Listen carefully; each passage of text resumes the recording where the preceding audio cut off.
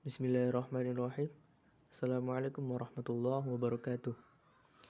Saya Ahmad Rusdan Abdul Hadi dari Prodi D3 Keperawatan Bengkulu kelas 1B akan menjelaskan tentang fisiologi sistem reproduksi wanita.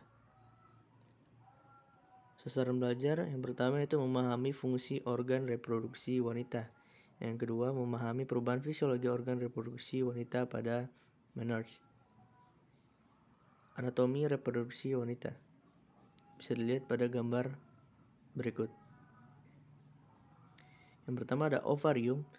Ovarium adalah sepasang organ terletak di samping uterus yang difiksasi oleh beberapa ligamentum. Yang pertama ada ligamentum ovarica. Fungsinya mengikat ovarium dengan uterus pada bagian tengah. Yang kedua ada ligamentum suspensorium ovari. Fungsinya mengikat ovarium pada bagian samping ke dinding panggul. Yang ketiga adalah mesovarium untuk menahan ovarium pada sekitarnya. Selanjutnya ada ligamentum broad. Terdiri dari ligamentum suspensorium ovari dan mesovarium.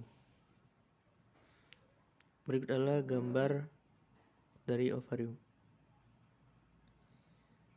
Suplai darah, arteri ovarica dan cabang dari arteri uterina.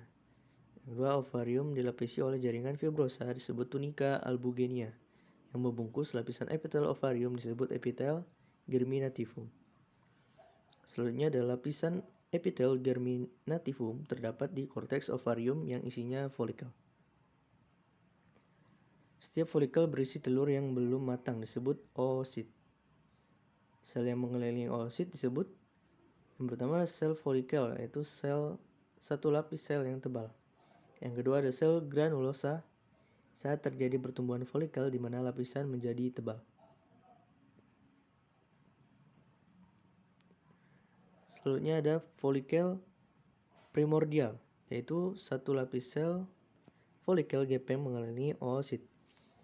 Selanjutnya ada folikel primer, terdiri dari 2 atau lebih lapisan sel granulosa berbentuk kuboid membungkus oosit. Selanjutnya ada folikel sekunder, terdapat ruangan berisi cairan di antaranya sel granulosa yang disebut antrum. Selanjutnya ada folikel de Graaff, folikel sekunder yang mengalami pematangan terlihat benjol pada permukaan ovarium. Selanjutnya ada ovulasi, pengeluaran oosit dari pemecahan folikel.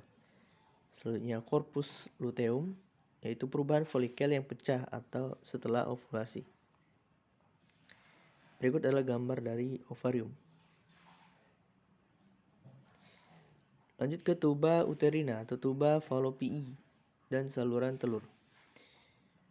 Fungsinya ada menerima oosit yang diovulasikan dan tempat terjadinya fertilisasi. Dari bagian lateral yang terbuka sampai uterus melalui ismus. Bagian lateral mengalami pembesaran, membentuk ampula. Ujung dari ampula membentuk infundibulum yang bersilia membentuk seperti jari disebut fimbria. Tuba uterina. Tuba uterina tidak berhubungan langsung dengan ovarium dan oosit yang diovulasikan dilepas ke kavum peritoneal. Silia yang bergetar pada fimbria menyebabkan oosit terbawa ke tuba uterina. Oosit dibawa menuju ke uterus dengan cara peristaltik dan gerakan silia. Sel yang tidak mempunyai silia berperan menjaga oosit dan memberi nutrisi pada sperma dan menjaga kelembaban. Mesosalping, peritoneum visceralis yang memperkuat tuba uterina. Lanjut ke uterus. Uterus adalah ruangan, organ seperti dompet tebal terletak di panggul, pelvis di depan rektum dan di belakang atas vesika urinaria. Terdapat korpus, yaitu bagian terbesar dari uterus, fundus, bagian atas yang membulat tempat masuknya tuba uterina, dan isthmus, bagian yang sempit antara korpus dan cervix. Cervix adalah leher sempit di mana menonjol sampai vagina. Canalis cervicalis adalah rongga pada serviks yang menghubungkan antara vagina pada bagian luar dan korpus uterus pada bagian dalam. Kelenjar serviks mensekresi mukus yang menutup pada bagian luar dan menahan sperma kecuali pada masa subur. Pendukung uterus ada mesometrium, bagian dari ligamentum rod atau latum yang memperkuat uterus bagian lateral. Yang kedua ada ligamentum cervicolateris, ligamentum yang memperkuat cervix dan vagina bagian depan ke dinding pelvis. Selanjutnya ada ligamentum uterosakral, yaitu sepasang ligamentum yang memperkuat uterus ke sakral. Selanjutnya ada ligamentum rotundum, yaitu mengikat dinding depan uterus sampai ke labia mayora. Berikut adalah gambarnya. Lanjut ke kantung atau pouch peritoneal. Beberapa kantung peritoneum terdapat pada sekitar uterus.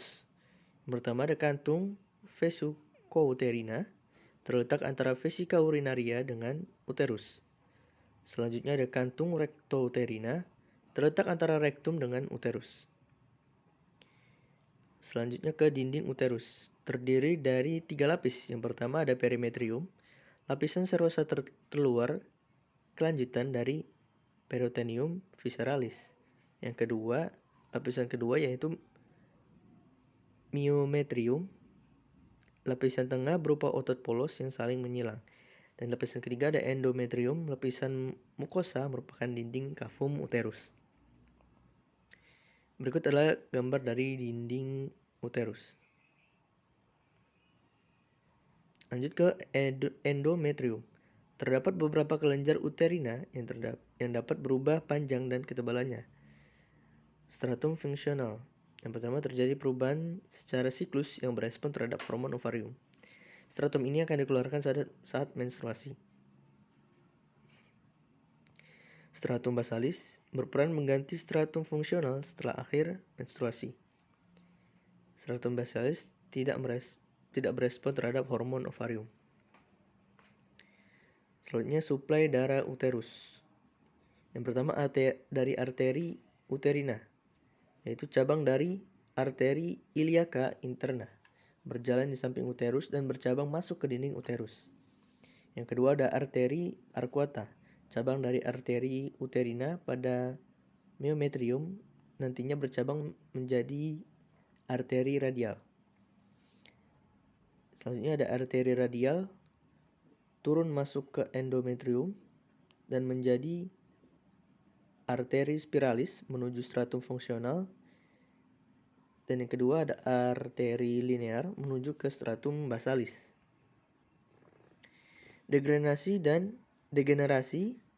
regenerasi arteri spiralis menyebabkan terjadinya penebalan dan pengelupasan stratum fungsional endometrium. Vena pada endometrium membentuk kantong tipis berupa sinusoid.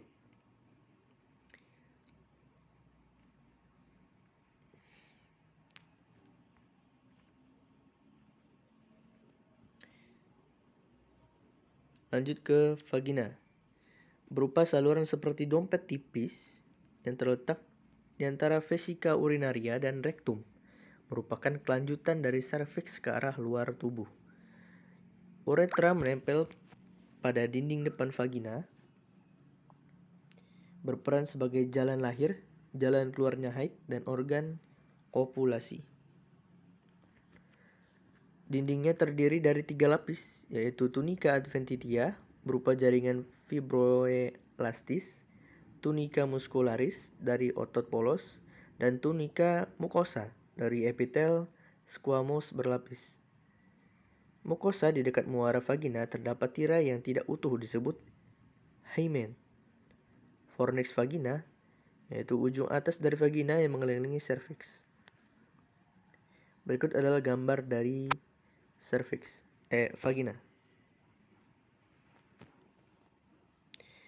Selanjutnya ada genitalia externa atau vulva pudmentum. Terletak di luar vagina termasuk mons pubis, labia, klitoris, dan kelenjar vestibuler. Kelenjar vestibuler. Mons pubis bulat, daerah berlemak di atas simfisis pubis. Labia mayora melengkung, tertutup rambut. kulit berlemak yang homolog dengan skrotum pria. Labia minora, kulit tidak berambut terdapat di dalam labia minora, homolog dengan bagian ventral penis. Kelenjar vestibuler mayor. Kelenjar berbentuk kacang hijau yang terdapat di muara vagina, homolog dengan kelenjar bulboretralis pria, berperan menjaga kelembaban dan melicinkan vagina.